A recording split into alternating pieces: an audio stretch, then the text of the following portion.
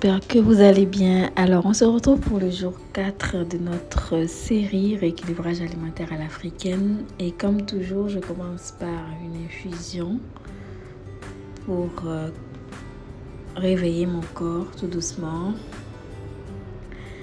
Il me restait le shot curcuma orange carotte, donc je l'ai pris ce matin-là. C'est un trio gagnant antioxydant, anti-inflammatoire et riche en vitamines. Pour le petit déjeuner, je suis partie sur la bouillie de fonio souché avec des fruits de saison, notamment la fraise et la mangue. La fraise est cultivée au Sénégal, donc on n'hésite pas à en consommer. Pour la préparation, je commence par verser du lait à froid. Je rajoute ensuite la poudre de farine de sécher, la poudre de souché plutôt. Le souché, c'est fio en fond, on dit au Sénégal en Wolof, et je crois tchongon en bambara. Ouais, donc je mélange tout ça. C'est une racine naturellement sucrée et elle soutient la digestion. Donc, je ne vais pas rajouter de sucre, mais si vous voulez, vous pouvez en rajouter. Moi, j'aime bien ce côté légèrement sucré, sans sucre ajouté. Donc, je rajoute ensuite le fonio que je remue. Je remue constamment pour pas que ça fasse des grumeaux.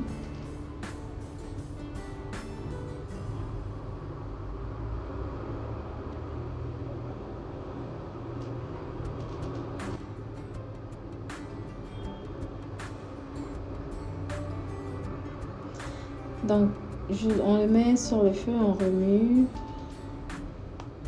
On surveille la cuisson parce que c'est du lait et jusqu'à ce que ça devienne consistant.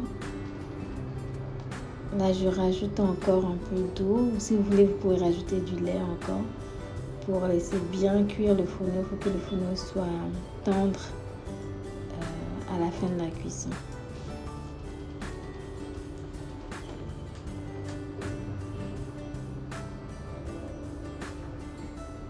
Donc, on laisse tout ça cuire tranquillement. On va rajouter un peu de cannelle pour apporter un parfum, une épice pour réchauffer le cœur et le corps.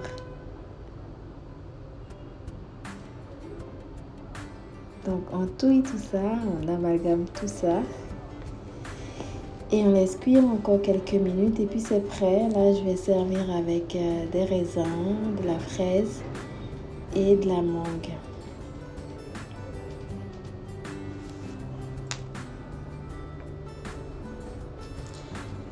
Pour le déjeuner, j'ai opté pour un curry de wagashi.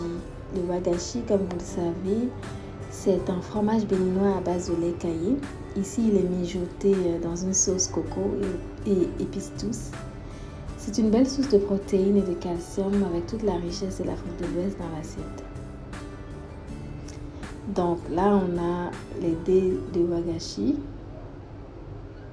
des oignons, des épices, notamment du poivre, du sel, du paprika, du curry surtout. On rajoute de l'huile pour la cuisson.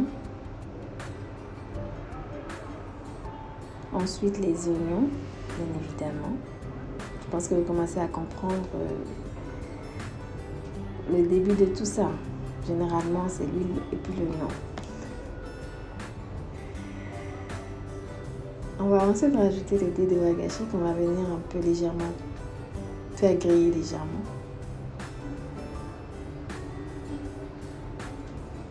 On remet tout ça.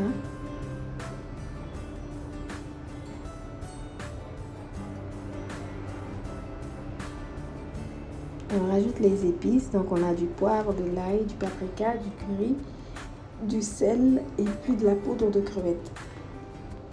Si vous êtes allergique aux crevettes, faites attention. Donc vous pouvez remplacer par un bouillon. Moi, je n'utilise pas les bouillons en cubes, ou bien juste du no-cos. Ça le fera aussi. Donc on touille tout ça. On laisse frémir quelques minutes, légèrement grillé.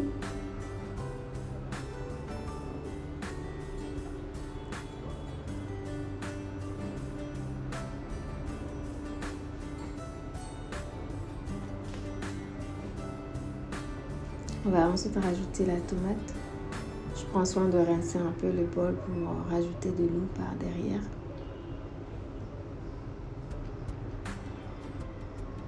On laisse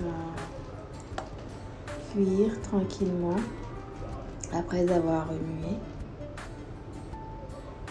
pour que les saveurs s'imprègnent du wangashi.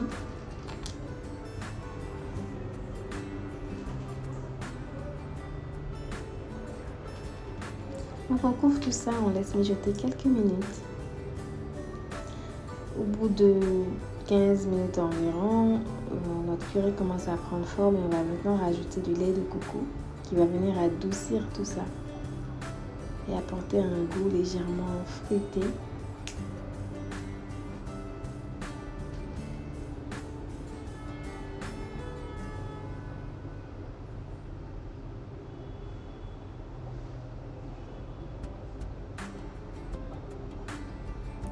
On rajoute un petit piment vert pour le parfum aussi. Et aussi, si vous aimez tout ce qui est épicé, ça apporte quelque chose à l'assiette.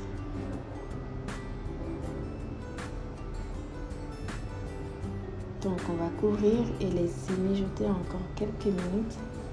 Et puis, ce sera l'heure de déguster.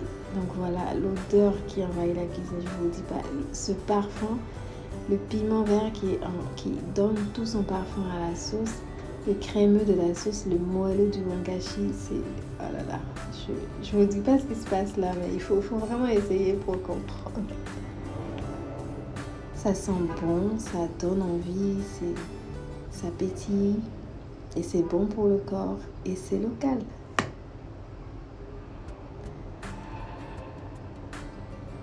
Donc voilà, c'est prêt. J'ai laissé mijoter encore une quinzaine de minutes, juste du temps que la sauce réduise bien. Et là, on va pouvoir servir.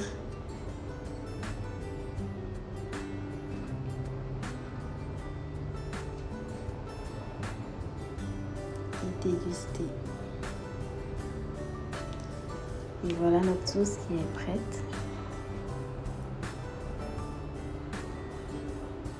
Pour la présentation, pour la dégustation, je l'ai pris avec du riz ce jour-là, mais vous pouvez très bien le consommer avec du fonio ou toute autre céréale que vous avez sous la main en vrai.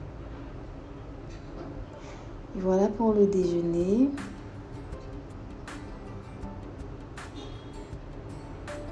Pour le dîner, je suis partie sur la préparation du shorba au poulet. C'est une soupe traditionnelle du Maghreb que l'on retrouve en Algérie, au Maroc ou en Tunisie. Elle est légère mais nourrissante, parfumée aux épices et garnie de légumes. Et ce soir-là, elle m'a offert chaleur et réconfort sans l'odeur. Pour les ingrédients, vous aurez besoin d'oignons, de tomates, du poulet, des pois chiches, des langues d'oiseau, c'est du blé dur, de la tomate pâte concentrée, des persils, puis les épices, notamment de l'ail, du poivre, de l'oncos, le sel, le paprika et la poudre de crevettes que j'utilise dans presque toutes mes préparations. Évidemment, de l'huile pour la cuisson.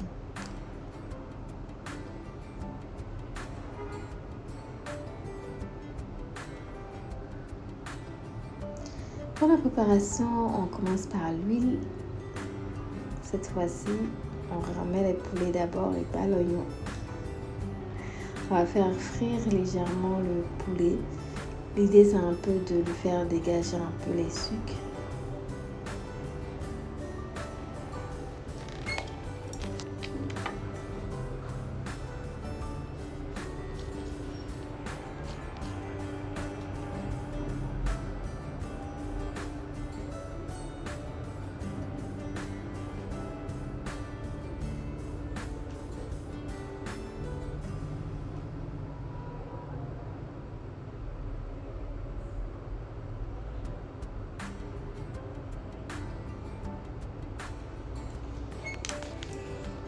Une fois que c'est légèrement doré, on va pouvoir rajouter l'oignon.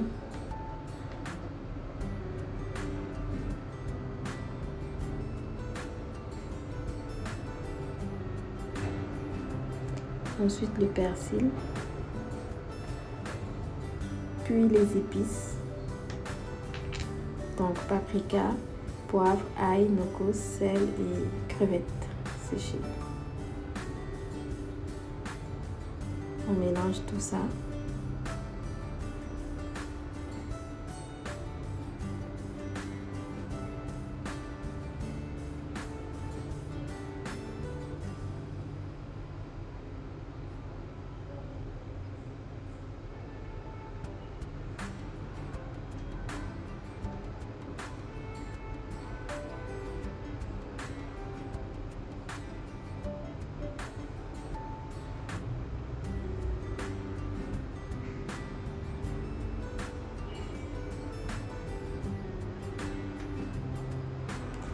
Et on rajoute de la tomate concentrée, enfin pas concentrée, de la tomate concassée, puis la tomate concentrée justement par derrière. Et on va rajouter de l'eau, environ 1,5 litre d'eau.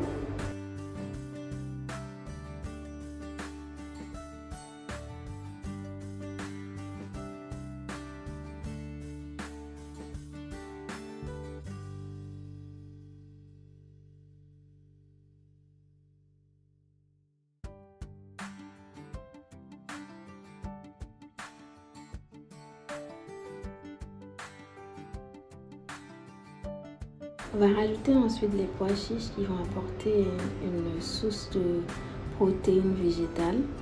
Ce sont des légumineuses, donc bon pour le corps, bon pour la santé. Riche en protéines. Et là, on rajoute le blé dur, langue d'oiseau, ça s'appelle. C'est cette marque-là que j'ai utilisée. Bon, c'est pas de la pub, mais bon.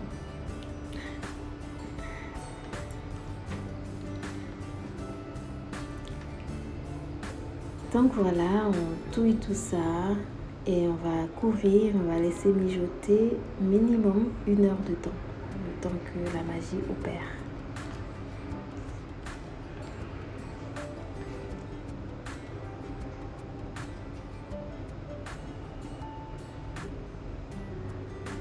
Au bout d'1 heure de préparation, voilà notre soupe qui a bien réduit, qui est onctueuse.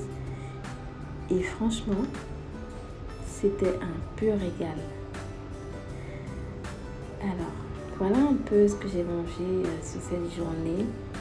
Je me rends compte que manger équilibré tout en honorant mes racines africaines, c'est une façon pour moi de prendre soin de moi jour après jour, mais aussi de montrer que les produits africains méritent leur place au quotidien dans notre assiette. Il y va de notre souveraineté culinaire, j'ai envie de dire. Donc, n'hésitez pas à intégrer chaque jour un peu plus des produits de la terre-mère pour prendre soin de vous et de votre corps. On se retrouve très bientôt pour de nouvelles aventures culinaires.